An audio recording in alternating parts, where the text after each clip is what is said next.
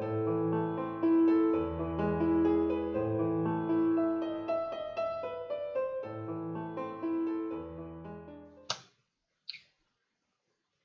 FlossTube, it's Elisa from Dragon Stitches.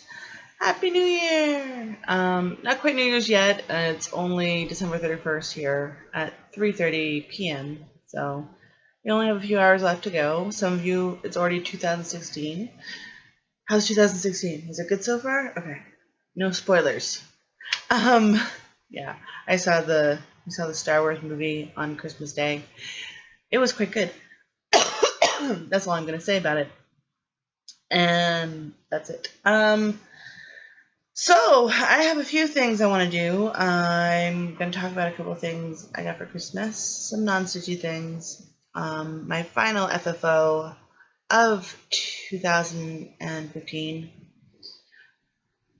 and I'm going to do Teresa's Little Stitchers tag. Hi, Teresa. Her end of year 2015 tag, which has some really interesting questions. So I'm really going to end up doing that last. So we're just going to dive right in. I'm going to get the non-stitchy stuff out of the way first, I think.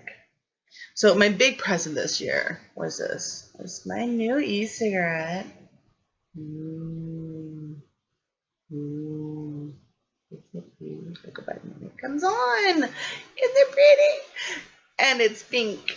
All of it. Even this. I love it. And it works really well. See? Of course. What? I go to show you off and you work like crap? Okay, let's do that one again.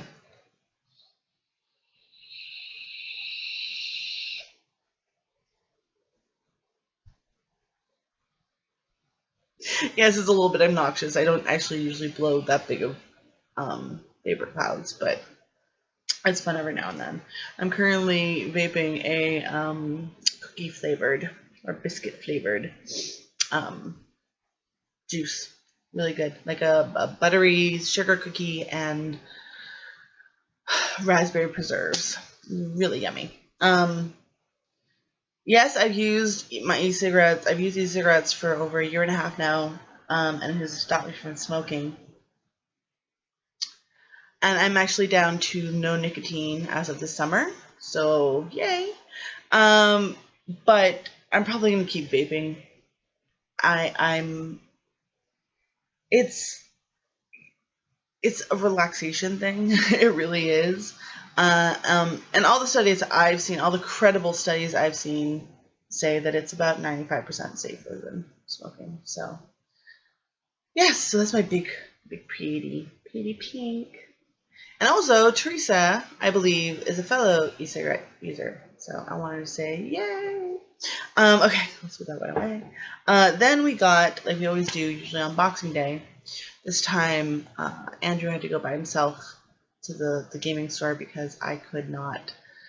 I'm having a very, very bad time dealing with my pain right now. It's getting worse, and we don't really know why it's getting worse. But it's probably treatment options are probably going to get better in the new year. Hopefully, if our government would come through and actually approve certain treatment options, which would probably be ideal for me, then hopefully things will get better, which we're really hoping for. I'm actually going to see my pain management doctor in January, and we're going to see if there isn't something different I can try. So anyway, but he picked out two awesome games, one for me technically and one for himself, but there really is, we mostly play with each other, and Amelia, whenever she's in the mood. What is this? What is this little stray hair? There you go. Okay. Can't have any rebels. Excuse my hair, it needs to get done. I just haven't been able to do it recently. It's a lot of standing up with your arms up, and my back can't take that. So I'm gonna have to wait until I'm a little better. My roots aren't too bad, but I need to shave this down again. It's getting way too fuzzy. Look how high I'm getting a mullet, and that's unacceptable. So 2 board games, and now I know those of you, there's a great Facebook group called Cross-Stitching Gamers or Gaming Cross-Stitching. Let me get the actual. Holy cow, that's a lot of needle minders. It's crazy. No, someone just posted a picture and they have 1, 2, 3, 4, 5, 6, 7, 8, 9, 10, 12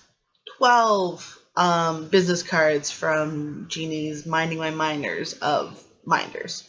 And I'm going to say this is a shameless plug for Jeannie and Minding My Minders. They're amazing and they're cheap as anything. Like, they're really like good quality and they're so personalized. And I love it. I sing her praises. I love it. That's a lot of money. Anyway, I was here for a reason. Stop distracting me. Cross-Stitching Gamers. So Cross-Stitching Gamers, I believe it was Stitching Fish who set up Cross-Stitching Gamers.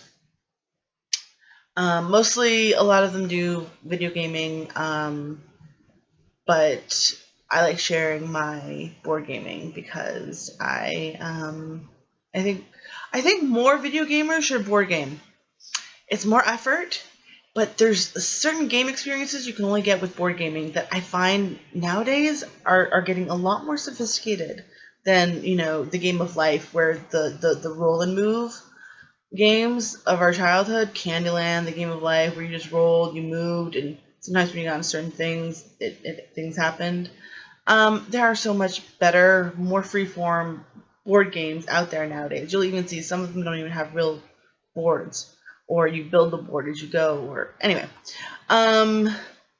So the first one is the one that he got for me.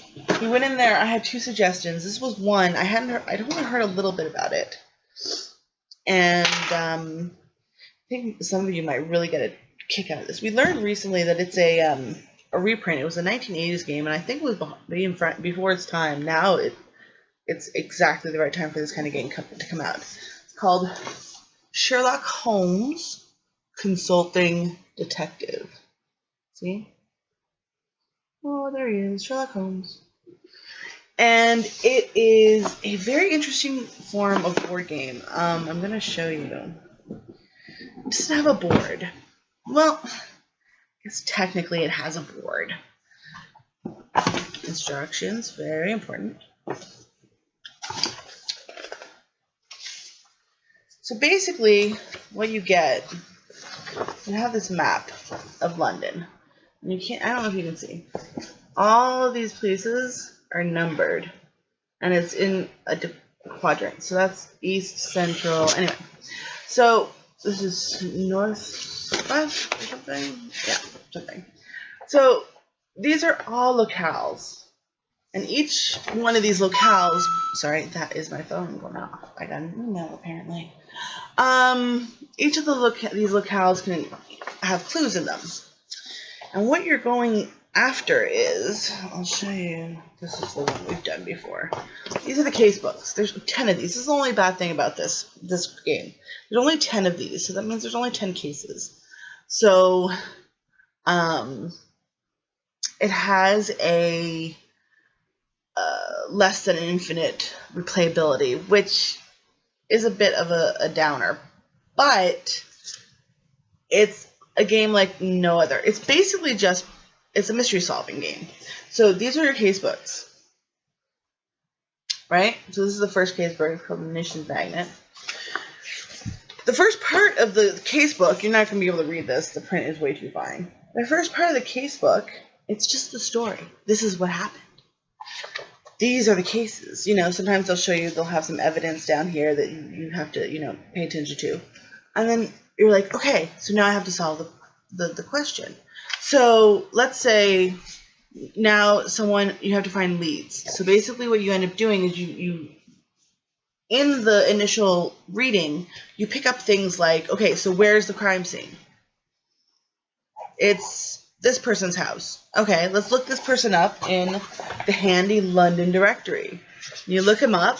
Okay, Joe Schmo lives right there. Let's see. He lives at that address and it has a number in there. corresponding to a place on the map. I know I'm rushing through this. It's really a lot more freeform than this, but bear with me. I think you guys who'd be interested in this would really like this game. Then you go, so there's entries about all the different leads. So if you found a lead, let's say the lead for 39 Northwest is led you, something you've discovered has led you to that lead. So then you read the paragraph under that, and it might give you a clue to something else, or it might be a completely non sequitur lead. You don't know. And that's what's so great. And you can find clues and leads in many different places. Sometimes you actually have to look at the map and try to figure out if on the map it's possible that someone went here to here in this kind of time frame. The other really cool accessory that comes in it is for every case, I believe, there's a newspaper. So a copy of the, I believe it's the London or the Times, yes, and it has all kinds of articles in it, and some are frivolous articles, but there's actually clues in the newspaper as well. And since each case is the cases go chronologically, so let's say we just did case number 3, so we had to use all the backdated newspapers, so it could possibly have clues further down the line. Like that's how intricate and cool this. It really is like a sit down and solve a mystery thing. It's really, really, really, really. It's so. I don't even know how to explain it. We played through. Unfortunately, I kind of really got into it really quickly, and in 2 days we played 3. We played the first 3 cases. So we're trying to pace it a little bit more. Apparently there are more cases. There are expansions. The only thing that we found, which is a negative to this case or this game, was that it was, like I said, it was originally a game in the 80s, and then it got re-released in France. It was translated into the French and was re-released. French or German, one of the two. And it was re-released just a few years ago. But unfortunately,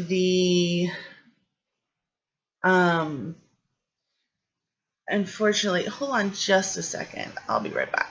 Okay, I'm back. So what I was saying, with the cases, case 3 unfortunately got badly translated, and some of the clues didn't make sense, and anyway, so I won't go into too much details in case you want to get it yourself, but there is an errata for case 3, because apparently it's really bad. We looked it up afterwards. We didn't want to look it up during the course because we were trying to, what's the word?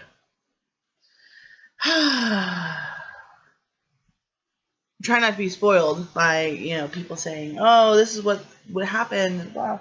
So we just decided to wait until we were done. It took us a crazy amount of time. We got no points for it. It's great. Anyway, excellent game. If you like deduction, if you enjoy Sherlock at all, I know a lot of people are Benedict Cumberbatch fans, like I am.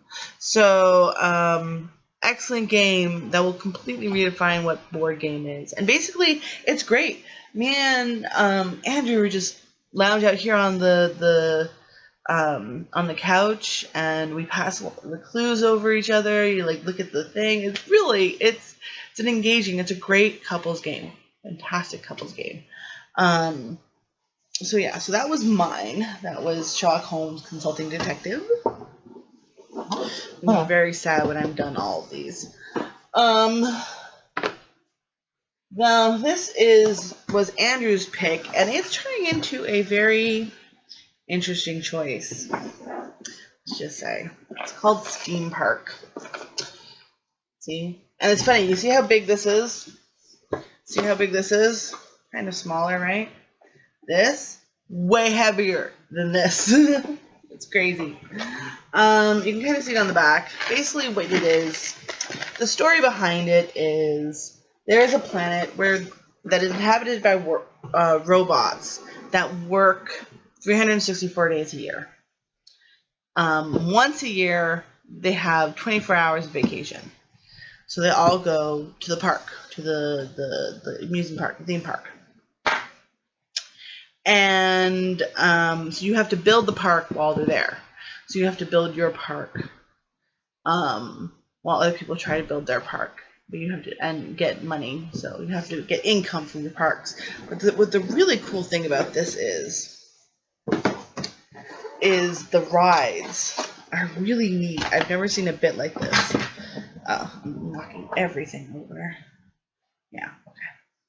So these are the rides. See? Isn't that cute? It's like a haunted castle. And then the art is just really, really colorful and fun. We played once with Amelia. She's turned into a real freaking teenager, so it's kind of hard to get her attention or anything. But there's smaller ones, and there's all different colors. See? Little pink house. Or castle. Yeah, I guess it's a castle. And it's basically a strategy game. You have to build up your park while dealing with the debris of the park, as well as dealing with visitors and stuff like that. It's absolutely fun. It is frustrating. I haven't won yet, and that kind of grinds my gears a little bit. Which is why we sometimes much prefer the cooperative games like Sherlock. So, because when I haven't won and we played, it plays really quick. It plays in about an hour. Although the first one was probably a little longer because we were just getting used to it.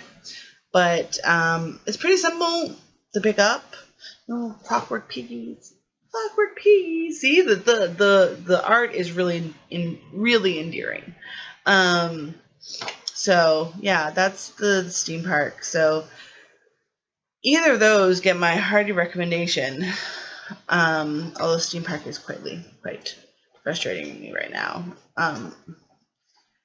So yeah, board games are great, and they don't have to be those boring or repetitive role. And there are board games out there that are like that. There are board games out there that are cooperative. There are board games that are almost impossible to succeed at. Like there's some that are that have a apocalypse feel to them, like Forbidden Island and Forbidden Desert, which are two from the same series. And one is you're on an island trying to get off with treasure before the island sinks into the ocean. And Forbidden Desert is the same, but you were crash landed in the desert, and you have to put together your pieces of your ship to fly away before you get buried in a sandstorm. So yeah, we love board games. We don't go out very much. We're not really partiers or drinkers or stuff like that, so we like to board game. And the other little thing, probably the only Stitchy-related gift I got was from Andrew's mother, which is who I made the Celtic Santa, Scottish Santa. And she got me a thimble. Now it says, let's see, Sydney Bridge on it. It has a picture of a bridge. And I believe that's Sydney, Australia. But unfortunately, she couldn't remember where she got it. And then when I asked her about it, she was like, "Is that the one I gave you?" So I don't know if she meant it to be the Sydney Bridge one or not. Yes, it's very pretty. Probably will never use it for sewing. I don't usually use thimbles.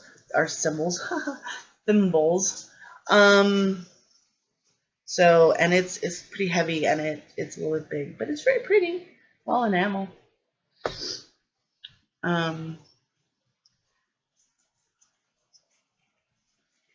Anyway, so that is that.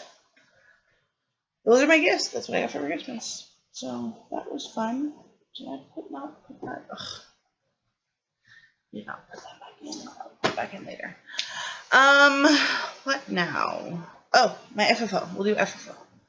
So, you remember I was working on my dragon ornament. Well, he's done. He's all finished. Fully finished. I think I fully finished on Christmas Day. Yes, I believe I fully finished it on Christmas Day. Fortunately, okay, so he was fun. He was really fun to stitch. But the back stitching, holy cow, you can see it. His wings are completely lined on the inside and outsides. Down here, that was all lined. The sword has stitching all down here. And what was really kind of annoying was that all of these dark Krennic, the dark green Krennic, those are all outlined. And of course, it shows up really well on the screen. Don't mind the pudgy fingers. Let's go over here so you can actually see more of it. And it even against the really dark stuff like this over here, it adds this really neat dimension. I don't know if you can see it. I found on this side, it was, yeah, it just, the back stitching, even though I was bitching about it a bit, it gives so much definition. Look at the claws. Isn't that cool?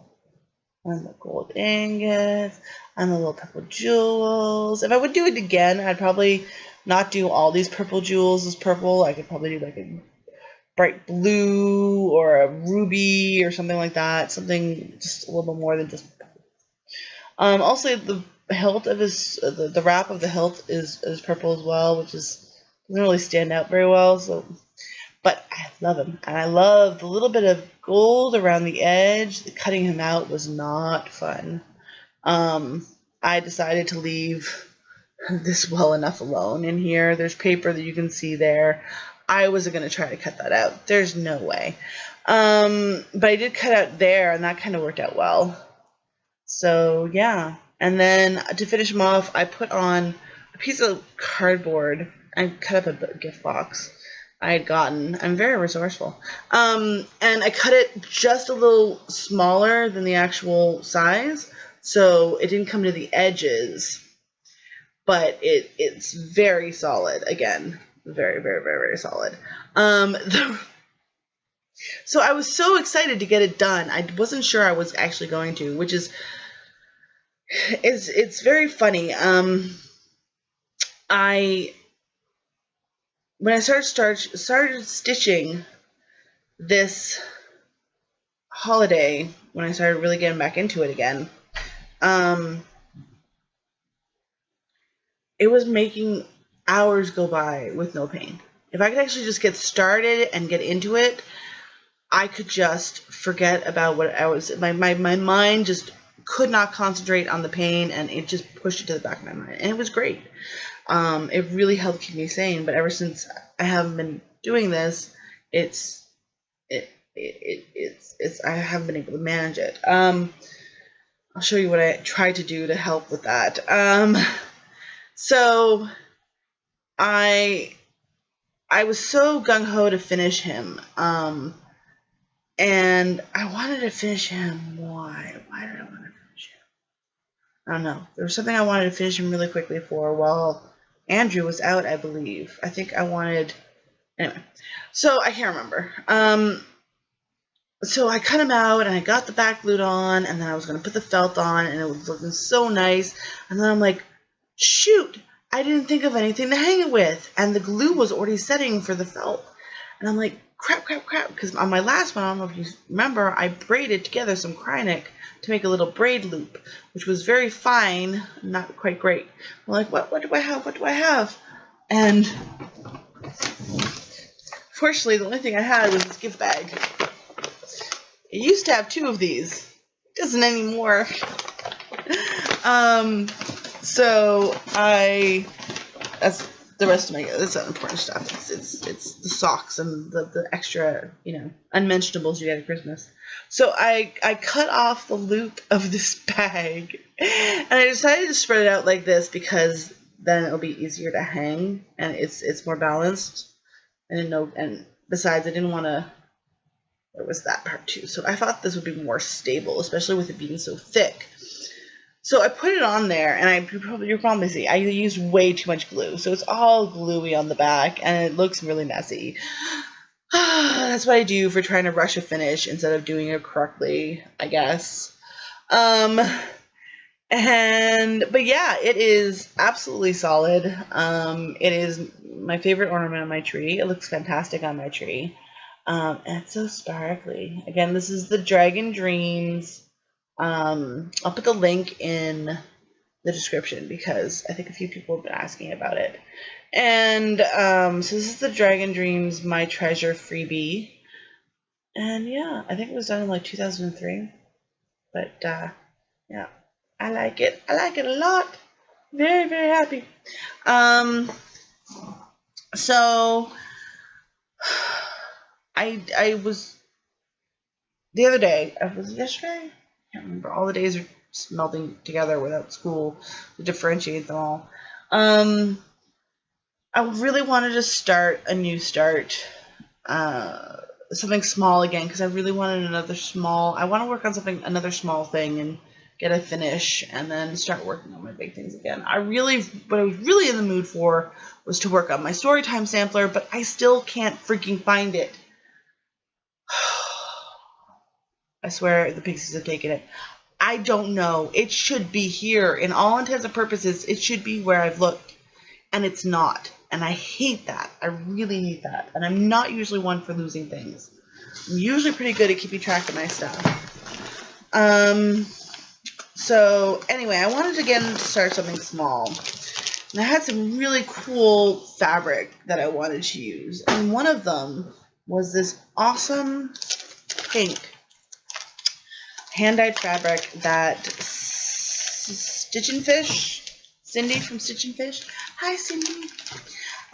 She sent me along with the really cool piece of linen that she dyed for me. She sent this as a freebie, which was really kind of her. I'm not sure what size it is. I think it's 18, but it was, what was it, yesterday? Day before? I was dealing with pain all day, and I was like, if I can just start stitching something, maybe it'll take my mind off of it. So I'm like, I'll start this little, I have a couple of, so I looked through my digital stash because that's where I have this one folder called cross stitch patterns on my Dropbox, which is basically where I keep all of my patterns, my cross stitch patterns that are PDFs, which most of them are PDFs. And I was flipping through them, and then I saw I had gotten this one small pattern from Daily Cross Stitch, and it was it's a little unicorn with a rainbow mane and tail, and there's stars all around it. And I thought it was really cute, but it was all white, so I couldn't do it on white Ada. So I was like, pink, and it's this really cool mottled pink. It looks more peach in the picture, but it is it's a very bright pink. And I got Harley on there because you never have too much Harley. So I just started it, and I was like, this is really making me feel better. Oh my gosh, this is good. I'm just gonna sit here and stitch. I get to start my 5th line and realize that my first line, which was the longest one, the top leg is going the other way. Why?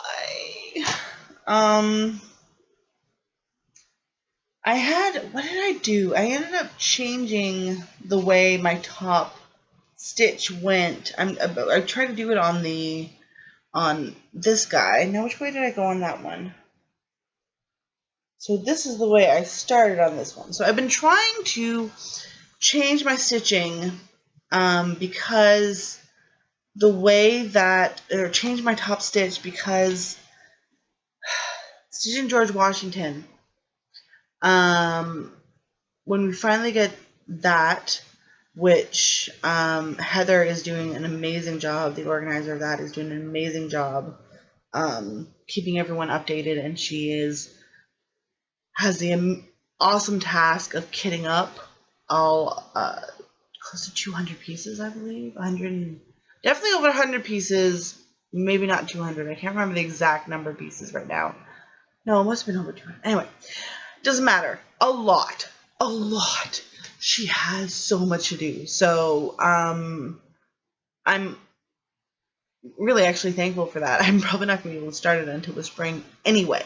So, but I've been trying to change my top stitch because everyone has to stitch the same way, and it just so happens, because who knows why some people stitch this one first and then this one, or then this one first and then this one. Who knows? As long as all your stitches are going the same way, it doesn't matter. But in a huge piece where people are collaborating on, they have to have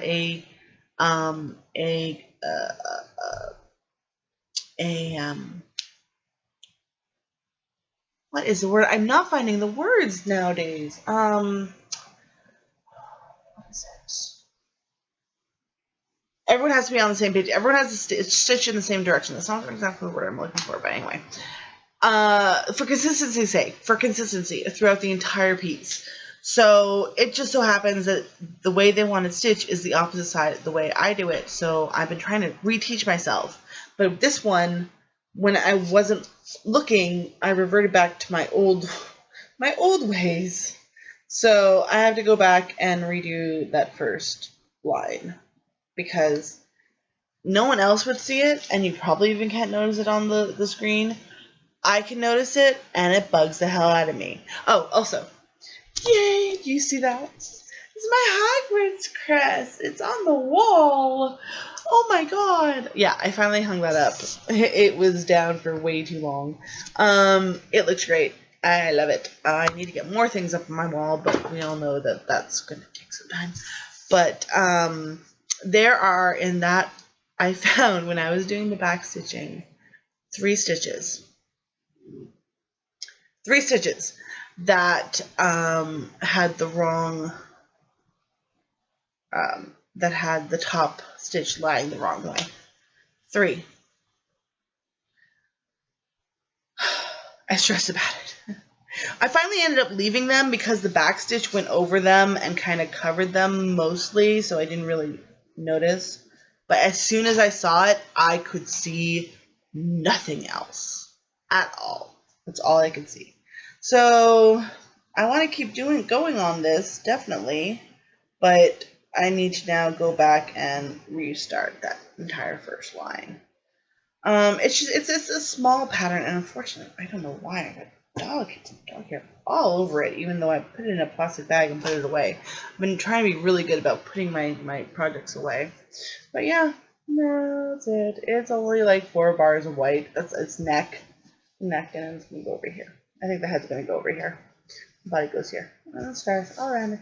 It's gonna be pretty. I'm probably gonna make some changes. I'm just gonna use whatever floss I have on hand. I hope I have all the primary colors for her mane and tail, but yeah, that's it. Nothing much to look at. A little bit of white stitches that need to be ripped out. So basically, as soon as I realized I was going to have to rip out that first, the first line of stitches, I just couldn't keep going, because that's what I do. I make stupid mistakes when I'm in pain, and I was just so frustrated with it. I just couldn't keep stitching. So that's it for FFOs and whips. Let's do Teresa's tag, the year and end of the year 2015 tag, which has some amazing questions in it. I just want to say hi and give a little shout out to Teresa. And what's that? Did my webcam just kind of go from yellow to not quite so yellow? So frustrating. Sorry, I'm just a little bit frustrated because I can't seem to find anywhere that I can actually tune my webcam and actually touch up you know, brightness or contrast or color saturation or anything, and it's kind of annoying. Probably because it's a built-in. They don't really have drivers for that. So,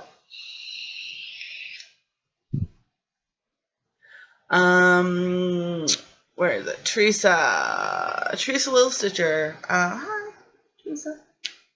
Well, I wanted to give out warm thoughts in her direction, because I believe she's had a surgery that has left her, you know, recovering this holiday season, which is always rough, especially in the holidays. So I hope she feels better soon. Hope you feel better, Teresa. Okay. Question number 1. What is the most useful tip you've ever got from watching the FlossTube community? 2. The first one was the front loop start. I knew how to do loop start previously. I just started using it when I found the way to do it from the front. And I believe you can find that in Carolyn Mazzio's parking technique. The one she does with using her huge blue dragon when she shows off her parking technique. Which I still haven't tried, but I will definitely be trying in the future. Maybe not 2016. Well, probably 2016, because I'm going to be parking for sure for the George Washington. Well, depending on confetti. If there's no confetti, really, because I only have 9 colors, then that's fine. But I digress. The other one was also Carolyn Mazzio, was the pin stitch. Holy cow! The pin stitch is a game changer, especially to on things like the Storytime Sampler, where you had to do single stitches. There was oftentimes you just had to do one stitch, like their eyes, one stitch of black right in the middle of their faces. So freaking annoying if you had to, like, I would just travel because I didn't like hooking it up. And so, anyway, pin stitch, absolutely fantastic. Really, really annoyed me. I couldn't do pin stitch on the paper. Oh, by the way, I forgot to mention. So I asked people to help me with the blended colors. You can kind of see the blended color here. There's a kind of a circle of blended color right here. And up here it's actually outlined a little bit more clearly, and over here. And then I believe this is the blended color as well here. Great advice. Who was it who told me what I ended up doing? I ended up doing, what was it? My channel.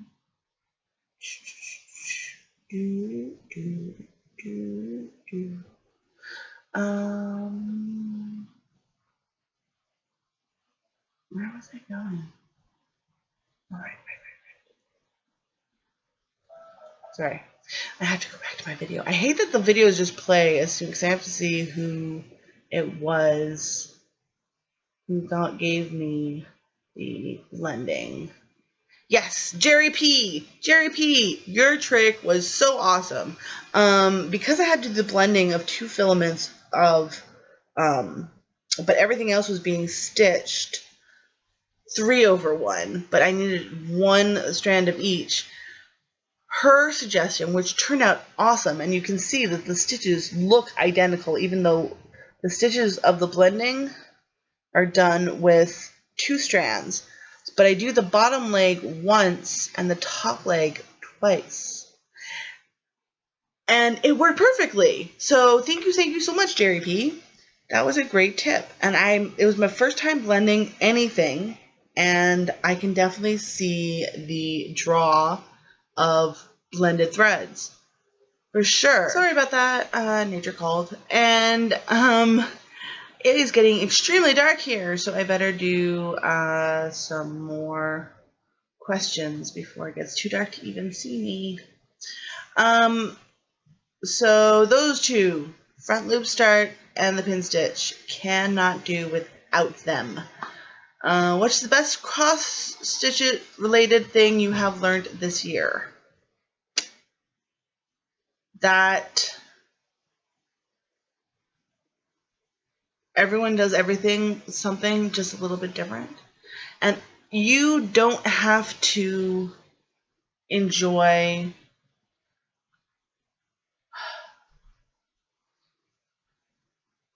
different kind like, okay, rewind.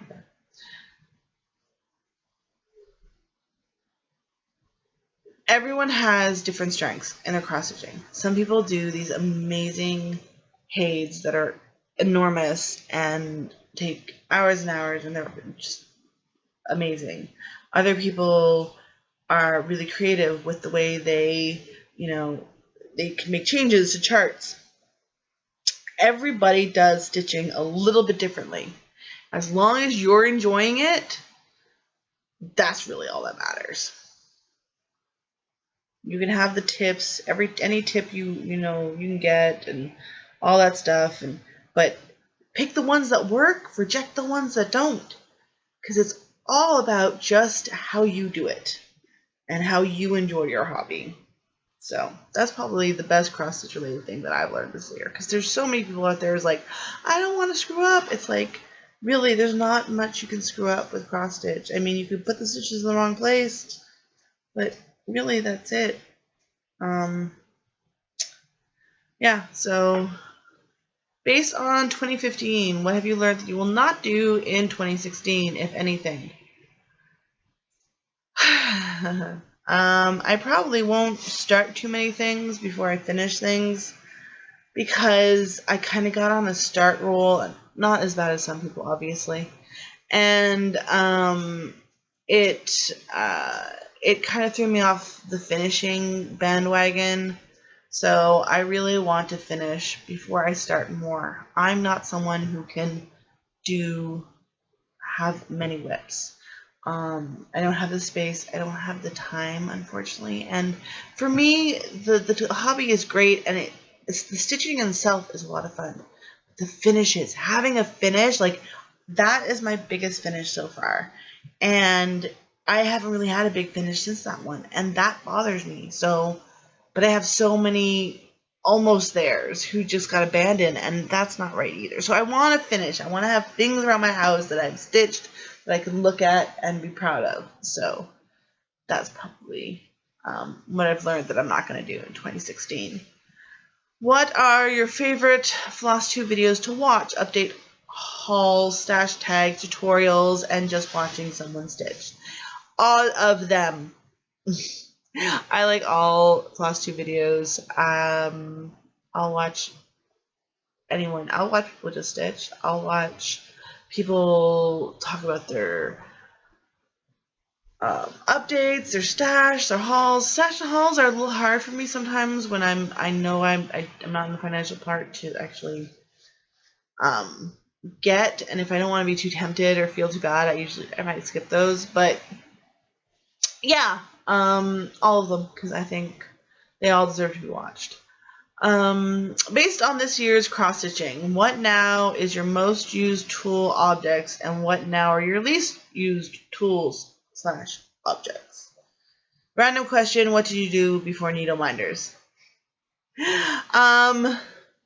Before needle minders, I would, here, I'll show you with this one. It's probably not very good, and I used to stab myself all the freaking time with it, or other people, because I would forget there would be a needle there. So let's say, so this was my needle, right? So I would just take a corner of the fabric like this, and I would just stick it through.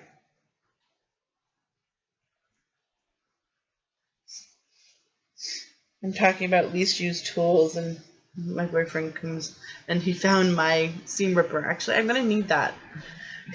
I've been looking for that. Thank you. Nice seam ripper.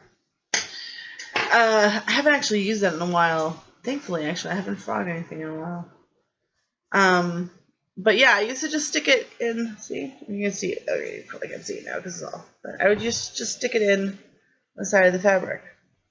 That's what I would do, and I would stab myself all the freaking time. So I, for one, am very happy that there are now that I have needle minders to do that with, so I don't have to worry about stabbing myself. Yes, I have a really nice collection on my lamp over there. So yes, So based on, so yeah, that's what I did before needle minders. Okay. Just give me 1 second. I'll be right back. Sorry. Andrew was going to the store and we needed to coordinate what he was going to get because they're all going to be closed tomorrow. So anyway, I need to finish this before I lose the light too much worse than I already have. Okay, so we're at, based on this year's cross-stitching, what now is your most used tools objects and what now are your least tools objects? Probably the thing I've stopped really using is any kind of hoop. I use pretty much exclusively Q-snaps right now, which is probably my most used, or needle minders are probably my most used. I have a needle minder on every single project, and a few leftovers.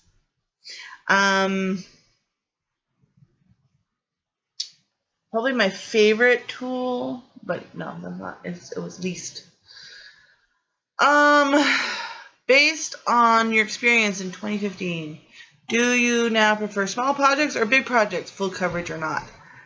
I still want to do a full coverage. I will end up doing one for sure when I get the Stitching George Washington. I don't know if I'm ever going to do a Haid. I'm still debating that. So I prefer medium-sized projects. I like something that I can get done in a reasonable amount of time. Which is why my really big projects haven't really been getting done. So I prefer how intricate and like there's nothing better than running your fingers over fabric that's just mostly stitches. But I also kind of like just smaller, simpler designs for the quickness that they stitch up. Because finishes are a psychological thing. They help you keep wanting to do for at least for me, I'm learning this by myself.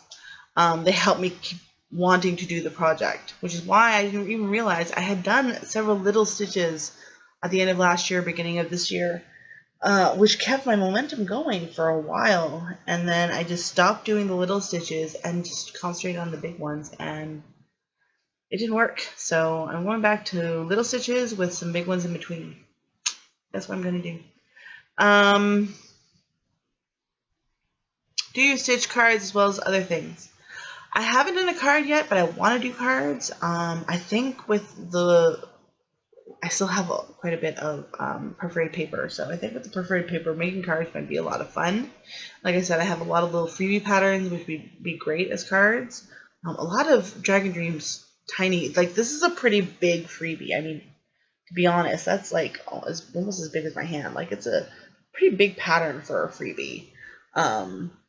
To be honest, it's probably meant to be a lot smaller than this, but isn't that pretty? It's so shiny. But ornaments, other things. Ornaments definitely count as other things. And I'm hopefully gonna be finishing 2016 my Doctor Who doll, which is probably the one I'm gonna be working on next. You know what? I'm gonna take that one out and work on it, I think. Yeah, that's what I'm gonna do next. That's Doctor Who doll for sure. And he's gonna be a doll, so I definitely do other things, not cards, other things. What has been your biggest accomplishment this year? Coming back to stitching, not actually letting myself fall away from stitching. Coming back and doing the 2 ornaments that I managed to do in December. One for the Christmas, one as a Christmas gift, which was, I finished it. I couldn't believe I finished it. In time, not actually just abandoning it because I just felt bad that I hadn't stitched in so long. So actually coming back of it is probably my biggest stitching accomplishment of this year, is not giving up and getting my stitch bug back. What has been the most disappointing stitching thing of 2015? The Storytime Sampler. Oh, the Storytime Sampler breaks my heart. I started it on 16 count Ada, that I did not like. It did not stand out at all. Finally got fantastic, fabric for it on the 28 count. I think it's Lugana, an even weave. No, Lugana. And it looks so good. And I had gotten a bunch of the frames done, and I was starting to fill them in. And then I lost it. And I can't find it. And I really, really, really, really, really, really hope in the one of the big efforts I made of decluttering, I didn't accidentally get stuck with something else and get thrown away. Because that would be heart-wrenching. I don't think I could start that pattern a third time. And I really love it. So yeah, that's the most disappointing stitchy thing of 2015. What is the funniest moment in stitching of this year? Funniest moment. I don't think I had a funny moment in stitching, really. Yeah, I don't think I've had any kind of funny moments in stitching. What was your worst moment in stitching this year? Actually, this is probably that was probably my story. Times Anywhere is probably my worst stitching moment. Or what was it? When I knew I wouldn't. Actually, the most disappointing stitching thing of 2015 is not having been able to finish my stitching out stigma. That's what it was. Definitely. That's definitely what it was. Because I started school because of my health issues, and I hate using them as excuses. Yep, that's what happened. I just gave up. So, not happy with it. I'm not proud of myself. I didn't give up. I had to put it aside because I had to concentrate on other things in my life at that point. I had to. But I'm upset because I've been seeing pictures of it coming together, the final quilt, and it looks fantastic. There are some amazing squares on it. It will be finished. I was just looking at it the other day and marveling how beautiful the thread I used, which was the Mo Sales thread in Vision. So yeah. So number 12.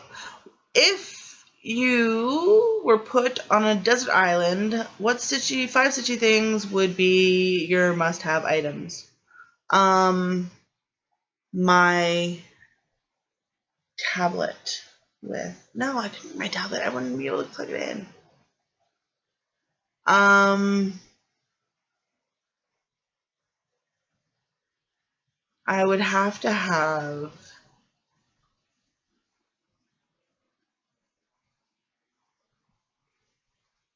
needle minders, my needle minder collection, because they're sparkly and they could actually make a desert island look kind of nicer.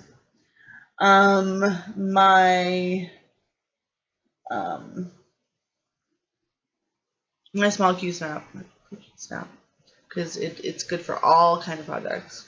I can use it on a big project or a small project. And it's light. It's plastic. Oh, someone's whiny face. Yeah. That's Dante. He's being whiny because he can't get up on the couch. Well, he could get up on the couch. He just can't get up onto the spot he wants to get up on. So he's going to make a very pathetic sound until I move things out of his way. Oh. Okay. Oh, Jesus. Okay.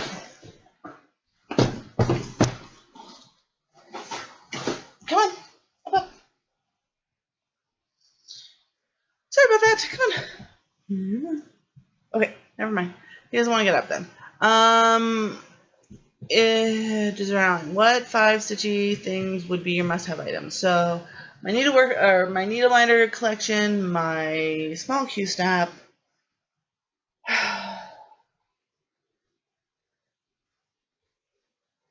I would probably have a kit, something that had all the threads. I'd probably have a bunch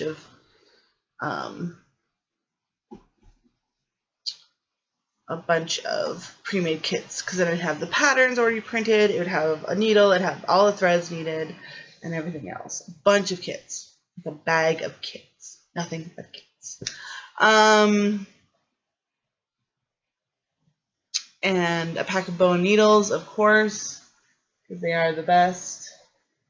And that's it. Which 4 floss tubers would you like to have on your island with you, and why? Oh Lord. Tracy, because Tracy P, because I believe that she would be hysterical. She would, not in a bad way. I mean, she would provide so much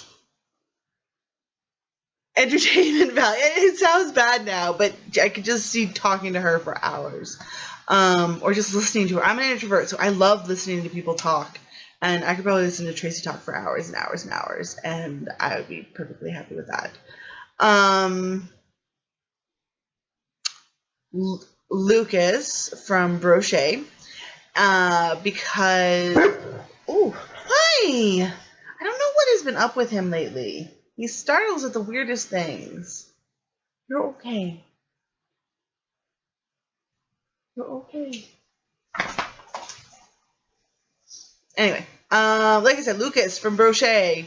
Lucas, hi. As I think I've mentioned before, Lucas has started his own fabric dyeing, unique pieces of fabric for stitching business.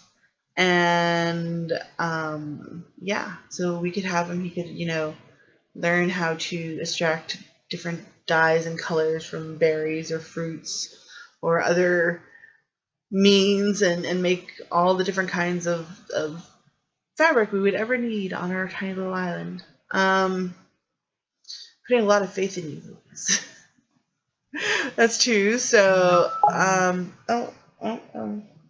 have a message.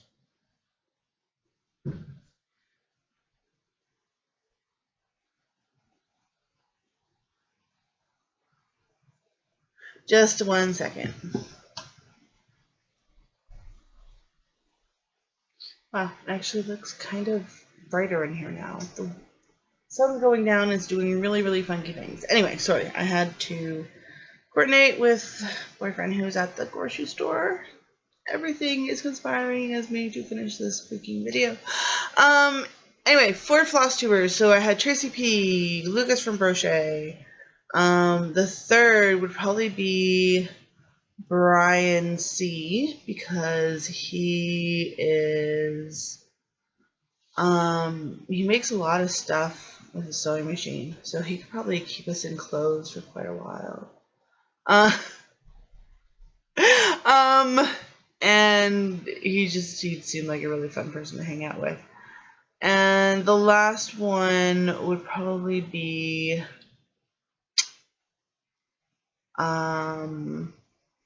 Cindy, Stitch and Fish, because I think it'd be really cool to hang out with her. These are all the people I actually want to hang out in real life, and if I have to drag them to an island to be able to hang out with them, yeah, well, yeah, I need to go. My pain meds are definitely wearing off, and this is now, I think, almost an hour long.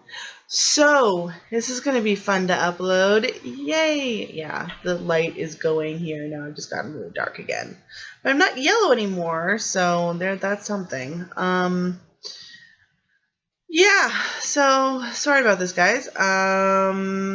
Anyway, I will let you go. Everyone have a happy and safe New Year's. Don't be stupid, y'all. Seriously, don't be stupid. You know what you mean? I had this fantastic notion of doing a live New Year's Eve hangout, but I really don't think my my back is gonna allow that right now, unfortunately. So I just have to keep going. So yeah, I think that is all, and I will see you guys all in the new year. Be safe and be kind to each other. Bye.